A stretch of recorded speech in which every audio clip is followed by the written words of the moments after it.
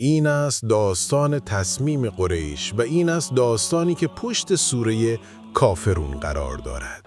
از دین پدران خود روی گردان شدند و به خدای نادیده ایمان آورده‌اند. لات و عذاب مکه برکت می آورد. خدایی رو که نمی بینیم چگونه عبادت کنیم؟ راست میگویی؟ این گونه است که تکبر سخن میگوید، نه برای یافتن حقیقت بلکه برای تغذیه یقین خام خودش. آنها در جستجوی حقیقت نبودند، فقط می‌خواستند ثابت کنند که خودشان بر حق هستند. اگر این پروردگار واقعاً با آنها سخن میگوید، بگذار نشانه‌ای به ما نشان دهد. یک معجزه، فقط یکی، تا همه مکه آن رو ببینند. بله، یک نشانه، چیزی واقعی، نه فقط قرآن. آنها این درخواست را از روی ایمان نداشتند، بلکه از ترس از دست دادن قدرت. زیرا برای آنها ایمان آوردن یعنی تسلیم کردن همه چیزهایی که در اختیار داشتند. ای کاش برادرزاده ابوطالب نبود، آنگاه می‌دانستیم چه باید کرد. اما اکنون باید محمد رو متوقف کنیم. این است قریش، پاسخ تکبر، و این است سوره کافرون. گفته می شود این سوره نازل شد تا خطی میان ایمان و کفر بکشد. آیا شنیده‌ای؟ آنها برای او معامله‌ای پیشنهاد دادند. بلی، شنیدم. 1 سال عبادت خدایان ما، 1 سال عبادت خدای محمد. اما چه نوع صلحی بر تقسیم عبادت ساخته می شود؟ چه چیزی باعث شد باور کنند پیامبر خدا صلی الله علیه و سلم چنین چیزی را قبول می کند؟ و مهمتر از همه، چرا این سوره با کلماتی نازل شد که همه درهای سازش را بست؟ پاسخ این پرسش ها را در این داستان خواهیم یافت. اگر آماده هستید بیایید که با هم شروع کنیم. داستان از آنجا شروع می شود که بزرگان مکه تصمیمی برای یک معامله با محمد را اخذ نمودند. اما قبل از آنکه قریش معامله پیشنهاد کند، درد را پیشنهاد داد. پیش از آنکه زر را امتحان کنند، تازیانه را آزمودند. در آن روزهای نخستین مکه ایمان آوردن یک خطر بود و هر مؤمنی بهایش را با خون، عرق یا سکوت می پرداخت.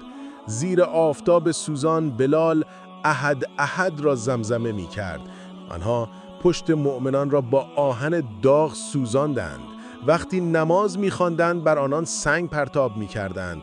وقتی گریه می کردند مسخرشان می کردند و وقتی می بخشیدند به آنان می خندیدند. وقتی سخن اثر نکرد درد را آزمودند. وقتی تهدید نشکست ترس را آزمودند. اما آتشی که افروختند تنها آن معدود کسانی را که ایستادگی کردند متقی تر ساخت.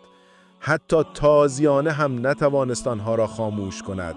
پس چه چیزی باعث می شود فکر کنیم مال می تواند؟ سالها ظلم دیوارهایی از ایمان ساخت. به زودی قریش دوباره این دیوارها را آزمود می کرد. این بار نه با زنجیر بلکه با وعده ها. وقتی درد نتوانست ایمان را بشکند، بزرگان قریش نقشه‌شان را تغییر دادند. اگر ترس نمیتواند ایمان را خاموش کند، شاید آرامش و راحتی بتاند. و اینجا بود که سوره کافرون نازل شد. سوره کافرون در مکه نازل شد، در زمانی که تکبر قریش به درماندگی تبدیل شده بود. تجارتشان قوی بود، نامهایشان بزرگ، اما پیام یک مرد تمام آنچه ساخته بودند را لرزانده بود. نمیتوانیم اجازه دهیم این ادامه یابد. هر فصل افراد بیشتری از قوم ما به او پیوندند. آیاتش را در کوچه ها میخوانند. کلامش ما را تقسیم میکند. کلامش همچون آتش میان قبایل پخش میشود. نمیتوانیم اجازه دهیم این ادامه یابد. بزرگان قریش آن شب در دارالندوه گرد آمدند، جایی که همه تصمیم‌های بزرگ مکه در آن گرفته میشد. مردانی مثل ولید ابن مغیره، عتبه ابن ربیعه و ابو جهل کنار هم نشستند. سهمی از قدرت به او پیشنهاد میکنیم. شاید او را خاموش کند. او بیش از ثروت میخواهد. او اطاعت می‌خواهد. پیران قریش که درباره هر پیمان، هر جنگ و هر سکوت در مکه تصمیم می‌گرفتند، از ایمان سخن نمی‌گفتند، بلکه از بقا. اگر سخن نمی‌تواند او را متوقف کند، شاید مال بتواند. به او مال بدید، مقام بدید، احترام بدید، هر چه می‌خواهد. فقط بگذارید خدایان ما در امان باشند. و چنین شد که تصمیم گرفته شد. صبح روز بعد 3 مرد از دارالندوه بیرون آمدند با پیامی که فکر می‌کردند می‌تواند پایان همه اختلاف‌ها باشد. ولید ابن مغیره، عتبه ابن ربیعه و ابو جهل. سران قریش به سوی رسول الله رفتند، نه با شمشیر بلکه با لبخند. محمد، تو از مایی، خون ما، خویشاوند ما. نمیخوایم میان خانواده ها جنگی بیفتد. اگر عزت میخواهی تو را سرورمان میکنیم. اگر ثروت میخواهی مال فراوان برای جمع میکنیم تا هیچ کس در مکه از تو غنیتر نباشد. اگر ازدواج میخواهی هر زنی رو بگو، همان رو به تو میدهیم. فقط از کلام گفتن علیه خدایان ما دست بردار و ما نزدیگر علیه خدای تو کلام نخواهیم گفت. آنها مانند دوست سخن می‌گفتند، اما مانند بازرگان فکر می‌کردند. صلح پیشنهاد دادند، اما آن را همچون معامله قیمت گذاری کردند. می‌خواستند پیامبر ایمان را با زر مبادله کند. پیامبر آرام گوش داد، با صبر، و وقتی سخنانشان تمام شد هیچ نگفت، سکوت نمود. ولید که دید پیشنهاد نخستش از ثروت و قدرت شکست خورده است، آخرین پیشنهادش را امتحان کرد، همان پیشنهاد پنهانی که میان خود زمزمه کرده بودند. پس بیاین توازنی باشد، معامله عادلانه. 1 سال ما پروردگار تو را عبادت میکنیم و 1 سال تو خدایان ما را پرستش کن. آنها برای ایمان او قیمت تعیین کردند و پیامبر همچنان چیزی نگفت، فقط برخاست و رفت. گاهی سکوت تردید نیست، بلکه انتظار حقیقت است پیش از آن که سخن بگوید. وقتی پیشنهاد داده شد، نه پاسخی آمد، نه بحثی، نه ردی، تنها سکوت. آیا او پذیرفت؟ او هیچ نگفت و فقط دور شد. شاید در حال فکر کردن است. شاید قبول کند. چرا باید آرامش رو برای چند کلمه از دست داد؟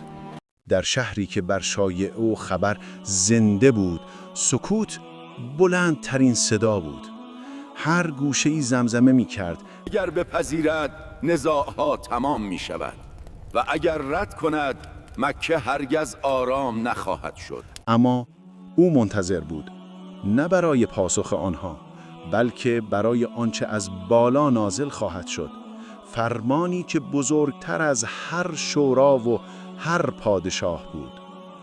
آن شب بزرگان قریش در انتظار پاسخ او ماندند. نمی‌دانستند که پاسخ در راه است.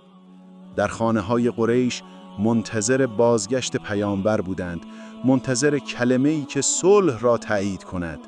هر چیزی که بتواند طوفانی را که او آغاز کرده بود پایان دهد. و سرانجام انتظار تمام شد. پیامبر دوباره به دارالندوه فراخوانده شد. همان تالاری که نیاکانش ما ساخته بودند و اکنون پر از مردانی بود که از دست دادن همه چیز می ترسیدند. خوش آمدی دوباره محمد. تو ما رو به اندازه کافی منتظر گذاشتی. میخواستیم بدانیم پیشنهاد ما رو تایید میکنی یا نه. پس بگو چه تصمیمی گرفته ای؟ آیا میخواهی مکه رو برای همیشه 2 تقسیم کنی؟ آنها پاسخ او را خواستند، اما پاسخ پیشتر فرستاده شده بود. او از خود سخن نگفت، بلکه از آنچه الله بر او نازل کرده بود. بسم الله الرحمن الرحیم. قل یا ایها الكافرون لا اعبد ما تعبدون ولا انتم عابدون ما اعبد ولا انا عابد ما عبدتم ولا انتم عابدون ما اعبد لكم دینکم ولی دین. کلمات بر آنان فرود آمد چون رعد. نه پیشنهادی، نه میان روی، نه خدایی مشترک. اتفاق افتاده. چه اتفاقی؟ برادرزاده‌ات بزرگان قریش رو کافر خوانده. چه؟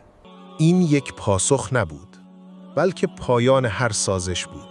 سوره بر مکه فرود آمد همچون طوفان.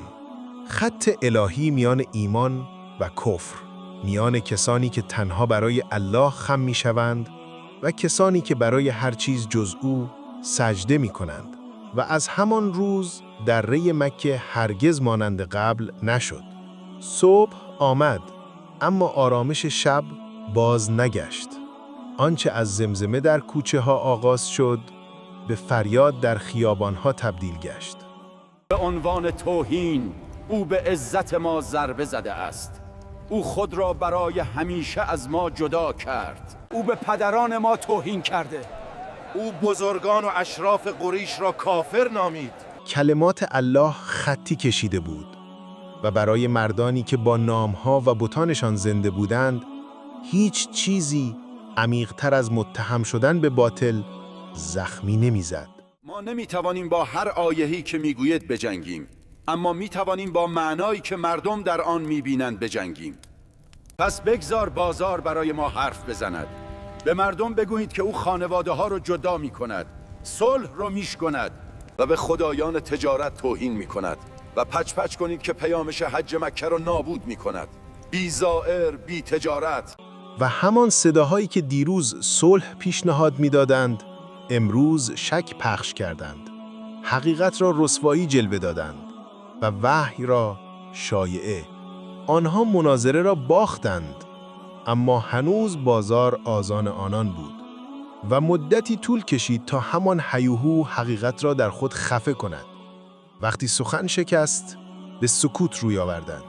سکوت درهای بسته، بازارهای خاموش و پیوندهای گسسته. همه چیز با یک تومار آغاز شد. سندی که درون کعبه مهر شد که هیچ کس در مکه نه با پیروان محمد صلی الله علیه و سلم تجارت کند، حرف بزند یا ازدواج نماید. اگر تحریم شکست بخوره، درها چیزی که باقی میماند مرگ اوست. یعنی او رو بکشیم؟ باید شهر را بر یک مرد ترجیح بدهیم. و این گونه دره ابوطالب زندان آنان شد. نه داد و ستد، نه دیدار، نه رحمتی. برگها خورده میشد. گریه کودکان میان صخره‌ها میپیچید. اما ایمان در سکوت نمی میرد. هر سختی نشانه از وفاداری شد. هر شکم گرسنه مهر صداقت. قریش عهدشان را با جوهر و تکبر مهر کردند، اما خداوند پیشتر وعده‌اش را مهر کرده بود که حقیقت وقتی گفته شد هرگز با گرسنگی خاموش نمی شود. سوره را شنیدی، اکنون درسش را بگیر. پیامی که با قریش سخن گفت و امروز با ما سخن میگوید. پیامبر صلی الله علیه و سلم سخت‌ترین رنجه ها را تحمل کرد، در حالی که می توانست با یک سازش کوچک آسایش و احترام مکه را داشته باشد. اما ما چی کار کردیم؟ امروز برای پول و آسایش به کشورهای غیر اسلامی سفر کردیم. خانه ها، زندگی لوکس و فرصتهای دنیا مسیر ایمان رو کمرنگ کردند. سوره کافرون برای ما میگوید آسایش زودگذر دنیا نباید به قیمت ایمان خود ما و از دست دادن اسلام نسل آینده من باشد. برخی از ما به خاطر فقر و تنگ دستی، دزدی، قتل، شراب و کارهای غیر شرعی شده ایم. برای تأمین زندگی و پول، هویت و ایمان خود را به خطر انداخته ایم. سوره کافرون برای ما میگوید مسلمان حتی در سختی و فشار مرزهای ایمان را باید حفظ کند و دینش را فدای نیازهای دنیوی نکند. نگاه کن به شهرها، کوچه ها و خیابان ها، به شبکه‌های اجتماعی. دنیا با سرگرمی ها و محتوای غیر اخلاقی در رسانه ها بالای ما حمله نموده. سوره کافرون برای ما میگوید مسلمان حتی در میان مدرنیته و نفوذ رسانه ها ایمان و هویت اسلامی را حفظ کند و اجازه ندهد دنیا او را از مسیر حقیقت جدا کند. اگر این آیات قلب تو لمس کرد، آن را به دیگران نیز به اشتراک بگذار تا با هم هر داستانی را که قرآن در دلش دارد بازگو کنیم. السلام علیکم و رحمت الله و برکاته.